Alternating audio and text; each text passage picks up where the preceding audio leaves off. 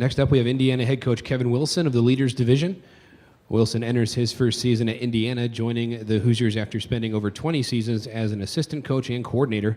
Indiana welcomes back 13 starters from last year's squad, including 6 on both offense and defense. We will invite Coach Wilson to make an opening statement and then take questions. Thank you. Again, excited to be here today, honored to be here. New era of Big Ten, new era for me. My first media day and a chance to be up here as a head coach. So excited about that, excited to lead our program, excited to be in the Leaders Division. 8 months now going on, been a lot of fun, a lot of transition with families, coaches. Our administration has given me a great opportunity, a great challenge, but a positive opportunity. But they've given me great resources to put together a strong staff. Started back in December when everybody seemed like they were in bowl games, except our program with some running with their team before the holiday break. We've had a great winter, had a heck of a spring. Very, very positive, very pleased with what our kids did, embracing our values, our work ethic, like our talent in place. I think we're going to be extremely competitive, I expect, and think we're going to have an outstanding year. Summer phase 3 is on the guys, so we'll see them in about a week and see what we've done during the summer, but I was encouraged that we had the whole team the whole summer in Bloomington, so that's exciting. And phase 4, we'll crank it up in preseason here and get rolling with a brand new era for me, but also a brand new era for Big Ten. So honored to be the Indiana coach, proud to be in the Big Ten, and ready to kick this thing off. So let's go with some questions. Go ahead and put your hands up. We'll get a mic over to you. We can start with Teddy. Coach, obviously you can't talk about individual recruits, but it seems like there's some momentum building in your program, and perhaps a big-name guy who's interested in being joining you next year. Can you talk just in general terms about that? Well, the key thing I think we've done in recruiting was that we recruited our current team.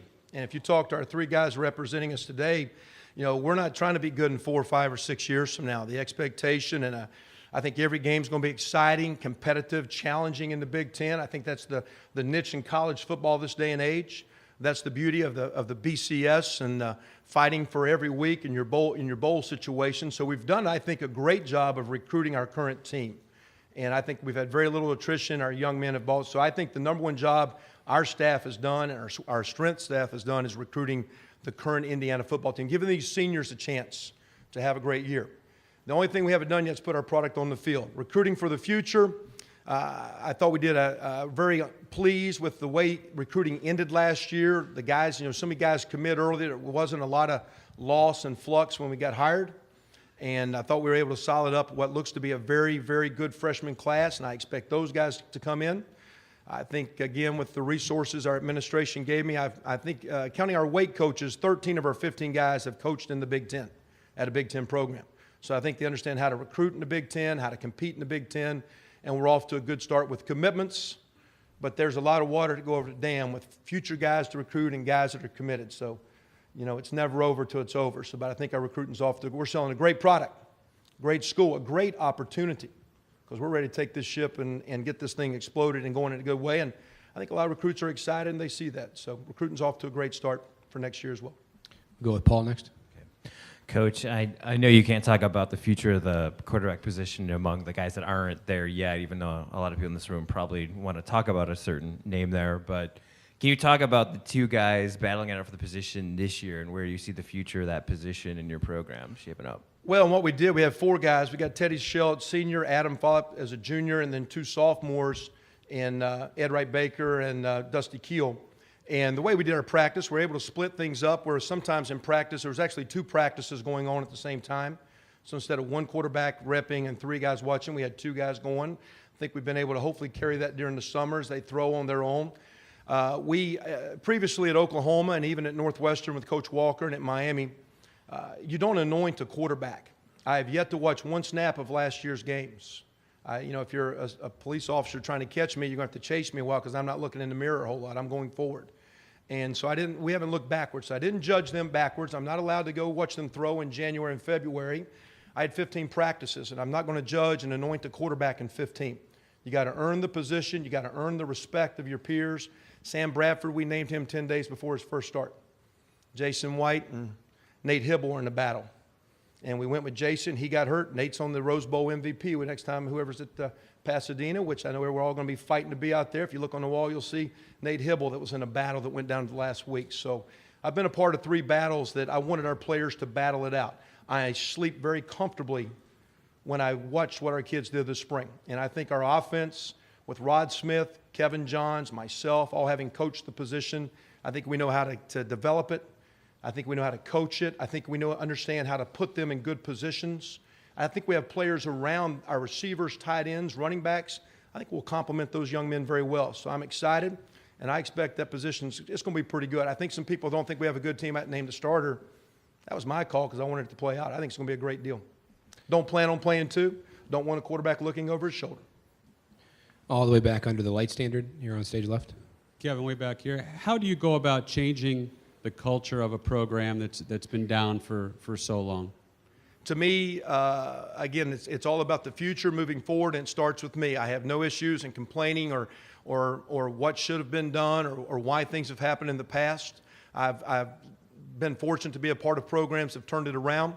I look around the country and see so many programs. I don't think 15, 20 years ago we thought of Oregon as we think of those guys today, or we look at programs that have came on so strong. What's happened when I was a part of Northwestern and what Coach Barnett and Coach Walker and Pat have done and turning that around, what Coach Snyder had done at K-State. So there's a lot of great examples. We have so many things in place we could do well, should do well, we expect to do well.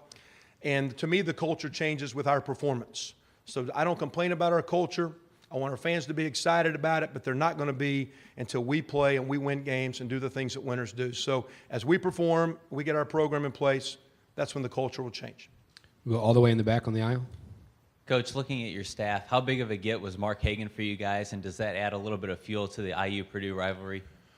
Well, again, Mark was at Purdue for 11 years, and I knew him from Northwestern competing against his teams. He is so well known in our state as a recruiter in Chicagoland as well.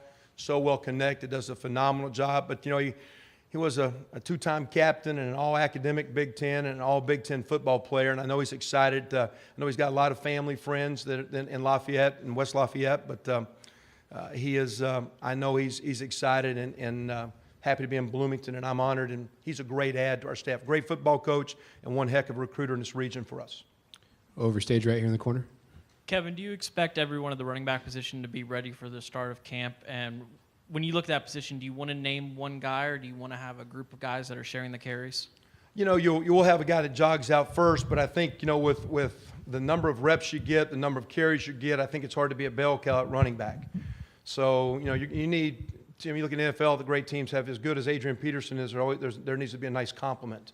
And so we need to have 2 or 3 ready. I don't think we want a committee of 6, 7, 8. That we are all healthy, and that's exciting. At the same time, I didn't see a lot of those young men in spring. That was the one position that was a little bit in flux with injury. That position concerned me more than quarterback. I just couldn't see him. So I'm excited for August 8th, the first day, when I can really watch some of these kids run and see what they really can do with their pads, as we put pads on through preseason. Down in front of the aisle. Coach, talking to some of your players and people, you're in a unique situation. You followed a coach who was beloved. He did everything but win, and everyone loved him, cared about him. How unique is that, and what did you do, because you've seamlessly transitioned well? Well, I knew all those men and, competed against, Coach Lynch, and shoot, half those guys on the staff came with Terry Hepner, and a lot of those guys were on our teams at Miami and were GAs or players or coaches. A couple of them I actually recruited. They were all great people. And because of that, they recruited great kids. So I think the kids embraced us and our values. Again, we haven't looked backwards and said, well, I don't know what you did. It's just this is how we're doing it. This is how we're moving forward. This is the process that I feel I saw for 9 years at OU or for 12 years with Randy Walker. This was the process that gave us a chance each year to have a great team, and this is how we're moving forward. But those were great men, and I know it's in some ways a difficult deal because those are Indiana guys too. But again, we're honored to be here, and I think our players, if you talk to the guys here today, they'll talk about how much they respect those previous coaches. I think they'll also talk very positively about how we've moved forward. Over here in the middle on the right. Coach, you come into the league here at a time when there's some uncertainty in transition at Ohio State and some transition at Michigan. This wasn't necessarily the reason why you came into this league, but when you look at it, do you view this as greater opportunity for a program that is trying to rise up in the conference?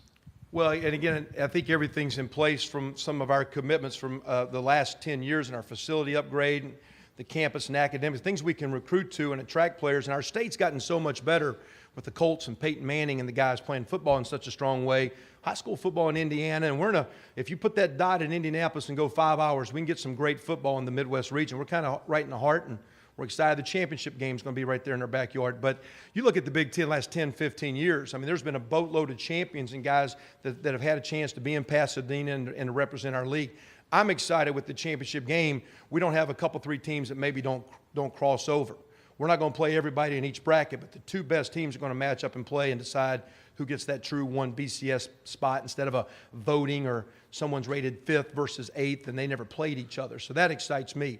But shoot, at Northwestern, we won 3 big, or Coach Barnett won 2, and we won 1 in 2000, and that wasn't supposed to happen. You look at Iowa, Wisconsin, Michigan State, Ohio State. You got a bunch of teams getting represented leading this league. There's been balance prior. If we're in flux now, maybe we are, maybe we aren't. There's been a great deal of balance in the Big Ten, and that excites our program. Go over here, stage left in the middle. Coach, you talked about how a lot of your coaches have experience in the Big Ten. I was wondering how you think that'll, maybe help a staff coming in, and then, you specifically, maybe what you can take from, your years working with Randy Walker and how that'll help you going forward.